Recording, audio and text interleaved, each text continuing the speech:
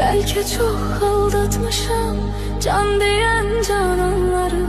Sonda görmezden gelip ettiğim nöksanları.